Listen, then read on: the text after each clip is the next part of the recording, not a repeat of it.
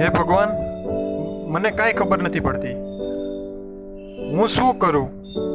મને એવું લાગે છે કે હું કંઈક ભૂલ કરું છું, એટલે જ મારા લગ્ન નથી થતા.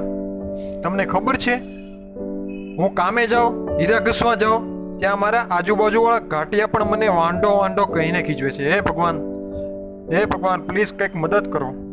તમારા પગે પડું છું, મારા લગ્ન કરાવી દો અને મારા બધા દોસ્તાર કરતાં એક સારી એવી છોકરી મેળવી દો.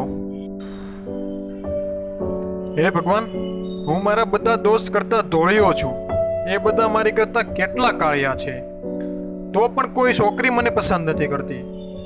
હું જ્યાં પણ છોકરી જોવા જાઉં, ત્યાં મને બધી છોકરીઓ રિજેક્ટ કરી દે છે અને બહાના બતાવે છે કે તમારે ઘર નથી, તમે આવા છો, તમે તેવા છો. મને એક છોકરીએ તો ગાંડો કહી દીધો. ગાંડો! બોલો ભગવાન, હું શું કરું આમાં? હારું ખબર નથી પડતી હું હાસું છે ને હું ખોટું છે.